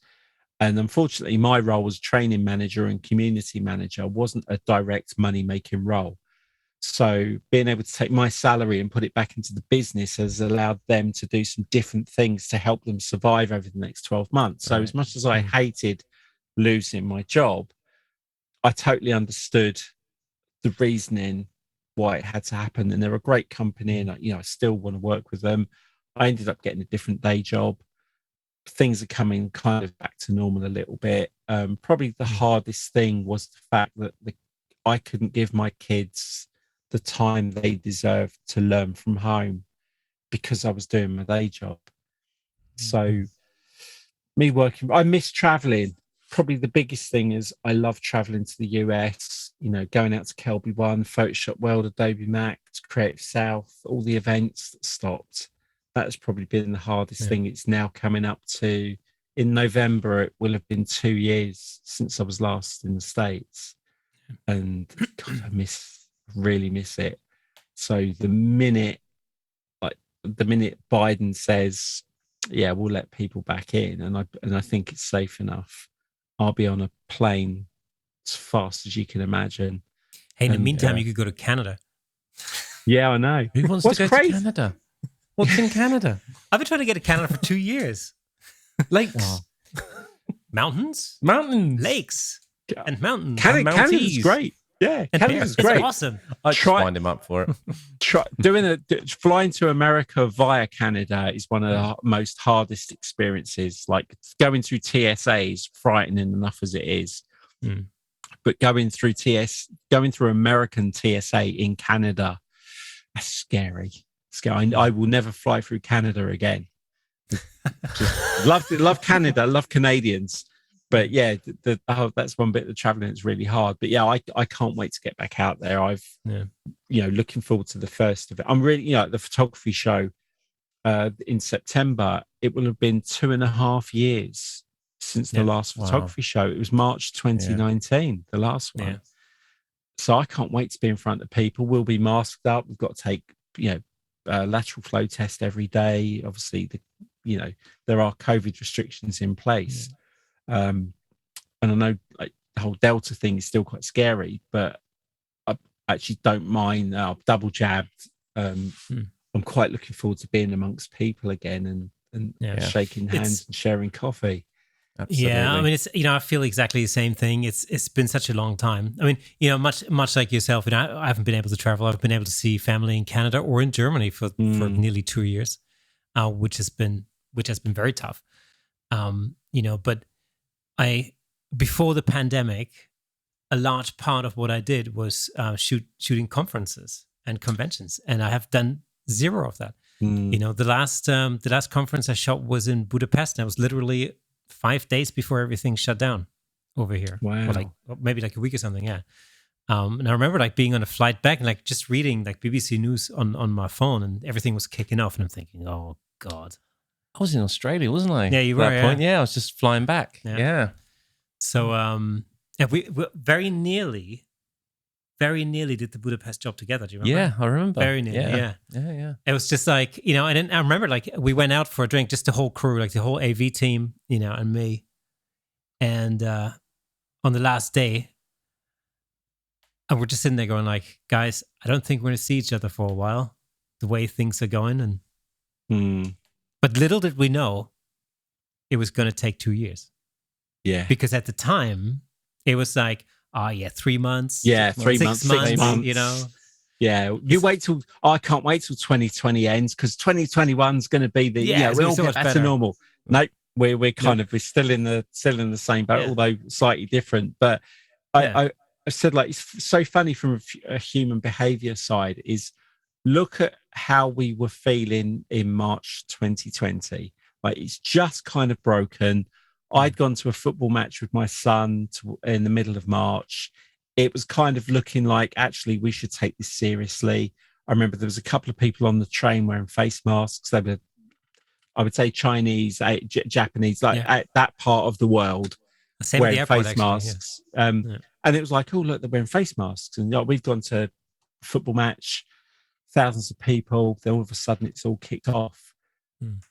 And within a year, our natural behavior had become such that seeing somebody without a mask on made you be like a little bit judgmental, like, and what you're touching, where you're going, and the air that you're breathing, and how close you are to someone. Within a year, we have become tuned into not touching. I had to go to London for a training thing, and I realised I drove to Hammersmith, parked my car, walked to Hammersmith station, and got a train to Covent Garden. And I never touched a single thing on the underground the whole time. Wow. I had my mask on. I didn't touch a barrier. I didn't hold a stair rail. I didn't hold anything on the train. I folded my arms and went in the corner and realised I'd consciously made an effort to keep away from people, especially if they weren't wearing a mask, not to touch anything, and got to the hotel, and something we wouldn't even normally think about. So now I feel quite comfortable. It's a bit like if you go out to the pub or a nightclub. If you want trouble, you'll find it. If you want to fight, you'll find it. But generally, we don't get into a fight because we know how to keep away from trouble. Our spidey sense kind of tells us, don't go over there. So I think now with travel coming back and events coming back, I'd like to think that the majority of us who are intelligent, straightforward thinking, logical people understand what's going on. When we go to events, we are going to be more conscientious and compassionate and not get into people's faces and be careful what you're touching and being clean and that. I think it's a bit, I'm interested to see how long it takes us to go like back to normal. I don't think we'll ever go back to normal. I think we've now seen something in society that's making us appreciate space and cleanliness and There was and I'm there a was people person. I'm a hugger. There was a point early on, I think, where I got really worried. There was a point, maybe, I don't know, maybe 6 weeks into the whole thing, into the first like total lockdown. When, do you remember when it was like, there were like shortages at the supermarket, empty shelves, and people were beating each other up over like toilet roll or whatever, pasta. and like no pasta and whatnot. And I remember you had a terrible apocalypse films in your head, didn't you? At that point, I bet. Oh, for sure. I was buying all sorts of different things. I have like a pantry, and it was full with stuff. And it's like we actually started that. There's one of I don't know what it was. That's why I couldn't buy toilet roll. No, probably not. It was all in my pantry. You had all the pasta as well, didn't you? Exactly. I had shelves of this shit. Oh my God. But anyway, so no, but I remember I remember going to the superstore one time, and just the grocery store, and I remember coming around the corner of an aisle, and there was a lady coming around the opposite side, or the opposite corner of the same aisle, and our eyes met. Like literally, I don't know, 15 meters apart. Sounds sweet. And the fear in her eyes, for her, just to see another human being, that just really stuck with me. I just thought, that's where we are now, where we're where this whole thing has instilled this fear, this like primal fear in people, where like just the sheer sight of another human being like now causes that kind of reaction. And I kind of thought, I think it was just you. Well, I was going to say, how does that differ from normal for you? People do fear me, of course. I am feared all over the world. For sure. I did learn one thing from going into a supermarket when all the shortages were on, and I made it a bit of a game when I actually felt safe enough to go in. No matter how big a pandemic and no matter how much there's a shortage of stuff, people just don't buy Scotch broth soup. And it was funny seeing the products that, like, God, everything's sold out, but I still wouldn't eat that. Yeah. No. And there were certain things that were still on the shelves that there were loads of that would be like, yeah, you could live off that. But it was funny seeing, I'll have all the pasta, I'll have all the toilet rolls. Oh, I'm not having oxtail soup. Ooh, I always thought at the time, people were making such a drama over toilet roll, when really, think like in a global pandemic. Really, I mean, the important thing is that you have enough food. I mean, the toilet roll, if you run out of toilet roll, what's the worst that can happen? You're going to have to stand under the shower, probably. That's probably the worst that can happen, right? If you run out of food, you have a real Camera Shake podcast takes another turn. Put it this way. If there's not enough food, you ain't going to poo. No, exactly. You won't need the toilet roll either. So, I know I live on my own, but I didn't buy up anything. Did you know? No. Well, nothing. That's true. But the thing is, you could. I thought the same thing. Sometimes I have these conversations with like my relatives or whatever. But the thing is, when there's 5 of you in a house, like it's different when you got bigger. Family. I mean, one toilet roll for you is a whole pack for us. Basically, it's like, what's wrong with you? I know. Ask my stepson. That's what I'm saying. It's all that pasta. Yeah. But talking about pasta. So my wife was funny because she has to eat gluten-free stuff because of her, like, she has a condition, and so she was very sympathetic when pasta ran out and stuff. But the first time we went to the grocery store together, we witnessed somebody looking at the pasta shelf and then having a conversation with his partner or whatever, going like, "Oh, it's all empty. Oh, there's gluten-free pasta. Let's just go and get that." And my wife went into a total rage.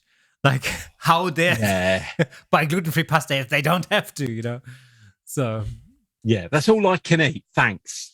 And exactly. You can guarantee that all those people that bought gluten-free pasta a year ago is still in their cupboard. Absolutely. Oh, for sure. Yeah, 100%. You see, I thought that story was going to take a slightly different turn, given how many turns we've had today. That you were going to describe why you needed all that extra toilet roll because she'd eaten gluten. Well, that could have very well been the case. Good job she doesn't watch this podcast. Otherwise, I'd be in trouble for that one. The podcast with more chicanes than Silverstone. She may very well be starting to watch this podcast because get this. So my wife's parents' neighbor is a retired cameraman for the BBC, right? Oh, right. And when my wife went over to her parents the other day, he came to see her and he said, like, you know, I've been listening to your husband's podcast. It's really good. And it just dawned on my wife that, you know, we're not the only people listening to this podcast. Other people hear it. Yeah. Yeah. And I say to her, we rarely ever talk about photography. That's kind of not the point. Yeah. Yeah. We That was- talk about what happens when you eat gluten in your sugar. And 1970s musical entertainers and bad 80s photography. Yeah, exactly. I enjoyed when Glyn and I first started He Shoots, He Draws. It was kind of, we were having a conversation every week that, we'd always room together when we were traveling. And the conversations we had in the room were like 90% we could never broadcast. We would be like absolutely taking the piss out of so many people we knew and situations and that. But we realized some of it was kind of shared opinion. Why don't we try and turn it into a podcast and talk about these things that annoy us? Because if nobody listens, so what? You know, we're having fun, we're recording. And it turned into, quite a therapeutic kind of thing. It was good exactly. that we could just, use that and chat about stuff. But now here we are all this time on. And therapeutic is a really good word. Yeah, it's quite good being able to share experiences with different people. And either whether I'm a guest or we have guests on, it's that the podcast thing has been really, really enjoyable. Yeah, I mean, I'm glad you say that actually, because the whole sort of self-therapy thing, I mean, it's definitely true for us. I think we were at a point at the beginning of the first lockdown. I think a few weeks in, we were both at the point where I could have probably murdered my family if I didn't get some kind of project going, and it was really, it was there. You could murder your family, and all of those bottles of whiskey were getting very tempting for me. And there was more. I mean, there was more toilet paper for you. Well, there you go. But it really was. I think it was at the point where, and it was good, really, just for us to talk to each other. Because initially, in fact, it was actually only the first episode, wasn't it? What was? Where we just talked to each other. I think we had a guest on the second episode. I think we might have done. Yeah. I forget now. I mean, the original plan was actually just for us to talk to each other, and and we thought, like, well, we talk about photography stuff all the time anyhow. There must be some other nerds out there who might enjoy listening into our waffling. But really, what was really happening was, it was this time where we could just talk to each other, and we would talk about, of course, we'd talk about photography on the fringes somehow, but it was really just a way for us to actually just have other human contact and talk about all sorts of different things that were going on in our heads. And there were so many really interesting creative projects happening that people were doing, being locked down in whatever country. There was a lot of really cool stuff to talk about. And somebody was like doing family portraits with a drone. Somebody else was like light painting. He was going out at night, dressed like a ninja, light painting, classic cars. And it's all these people who came out of the woodworks with some really great ideas that were really inspiring, and immediately gave us, ammunition to talk about. And the best bit about the pandemic was originally when you're trying to, would you be on my podcast? Well, I'm traveling, I can't, I'm there. Like when the pandemic hit, it was like, dear so-and-so, we'd love you to be on the podcast. And in between the lines, it's, I know you're at home. You're not going anywhere. You've got all the time in the world. So don't say no.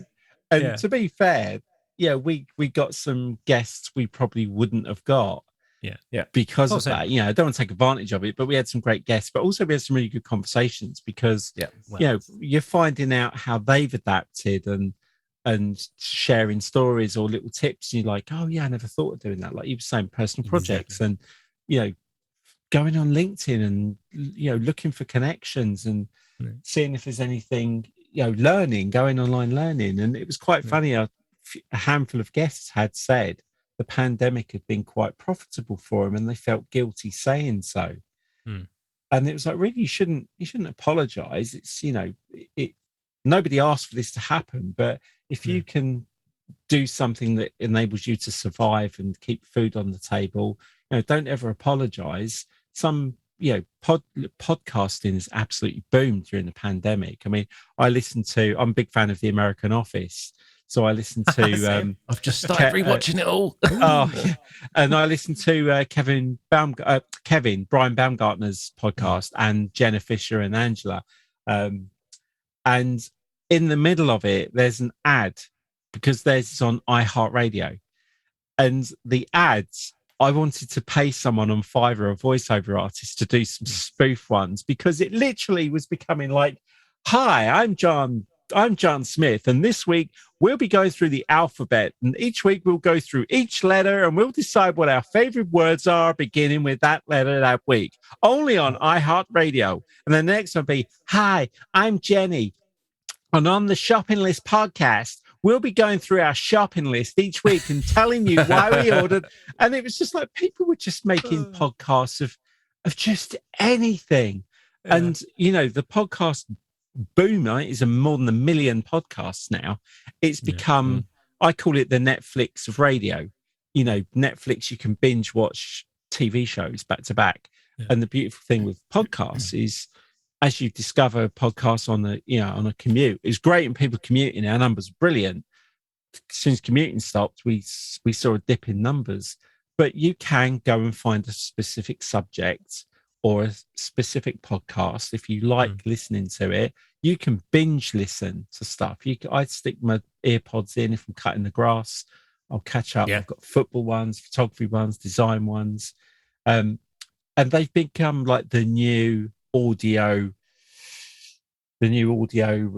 medium of listening, of catching up on your favorite things. And now when you look at, I love Scrubs, and the two guys, Zach Braff and Donald Faison, they go through the episode. Each week is an episode. They talk about the episode. They have guests on who's on it. So cool. Now all these TV shows are now doing, well, we're not doing anything else. We can't film. Let's do a podcast about the TV show we were on. Yeah. So there's some nice.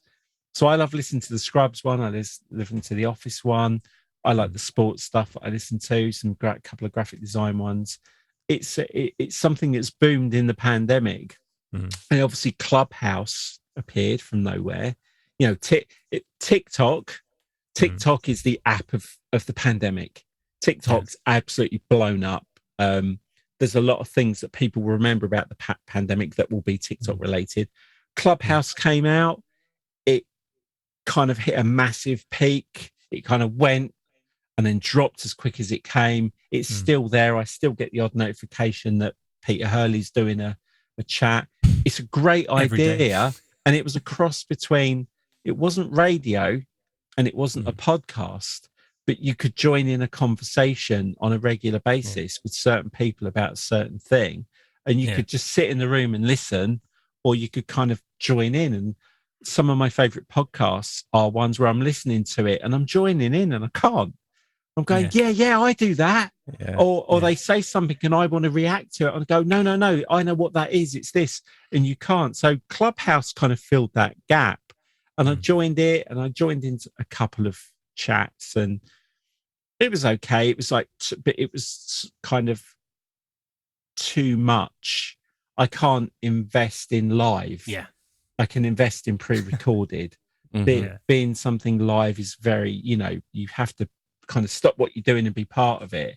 Yeah. And while podcasts you can stick on, I can see why Clubhouse existed, and there's some elements of it I think are really good. But as time went on, I started to see the kinds of subjects and the chats that were going on. It became suddenly, all the bloody entrepreneurs wanted to tell you how to make 6 figures, 7 figures, and the secrets to the next level, and all that crap. And then there started to be some like, Dogecoin, cryptocurrencies, and each to their own. I stay well away from that kind of stuff.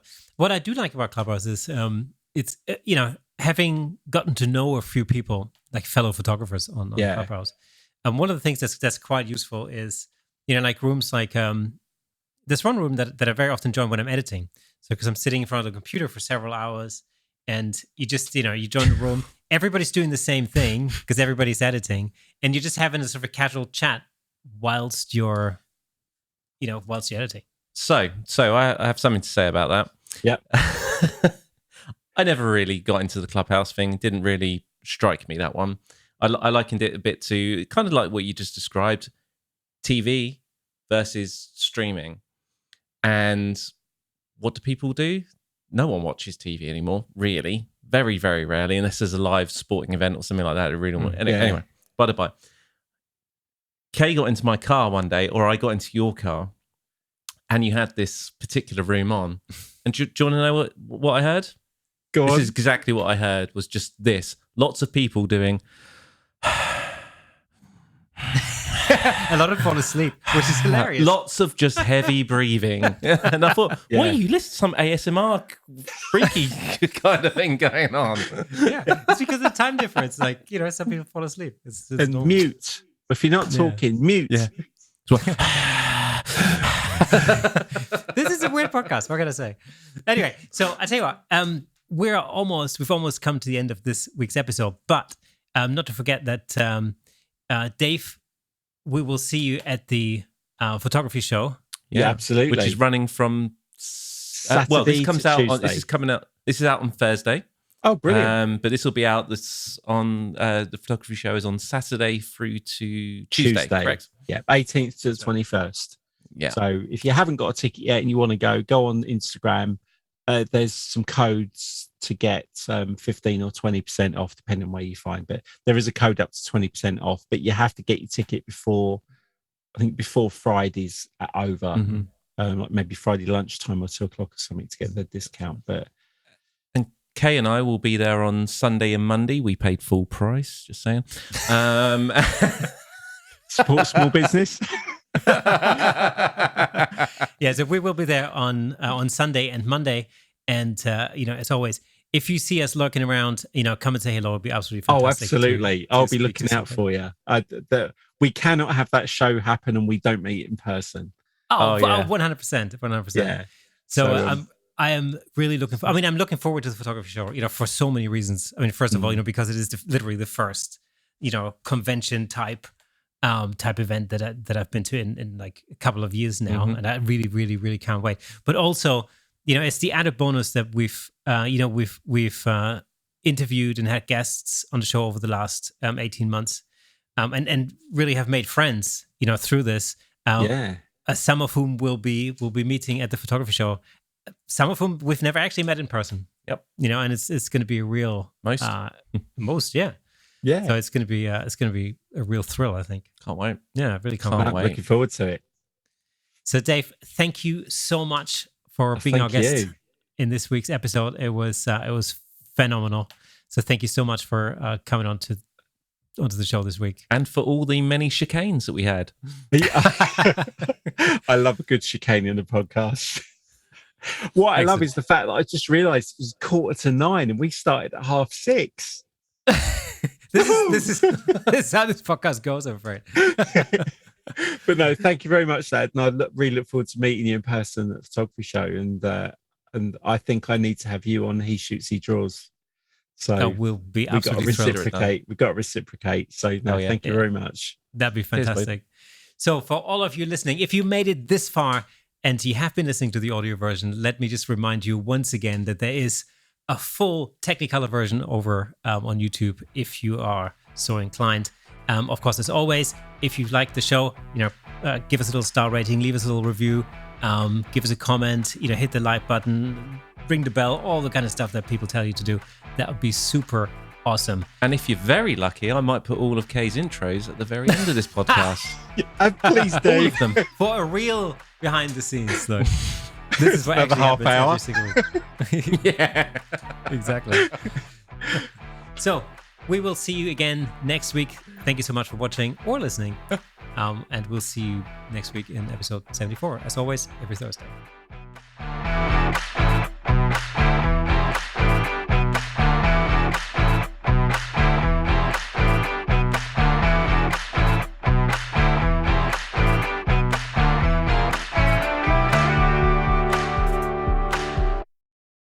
Please welcome none other than the graphic designer, author, educator, and podcast host of the Sorry, I'll do that again because I was going to actually, I couldn't read my own handwriting.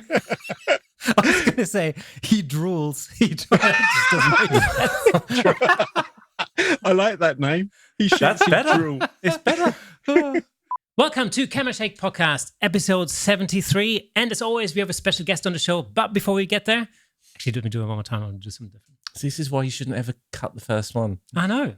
Anyway, here you go. Author, educator, and podcast host of He Shoots and He Draws, which you run with Ellen Hess, I believe. Yep. Actually, let me do that again. Sorry. Oh, we are going to take 4. It's amazing. Yes. Let's do it. Okay. I think you're filmed in Super Marionation, like Thunderbirds. Yeah, absolutely. Wicked. Welcome to Camera Shake Podcast, episode 73. So you are going from the beginning then. Yeah. I never failed to. It's amazing. Never failed to impress. Anyway, there you go. Oh. Okay, you ready? Yep. It's going very well. You would have thought that we've done 72 of those before, right? I know. Anyway, this is nothing. You should watch episode 72 1. episode, 450 intros. Yeah. Right, here we go. One more time. Last time.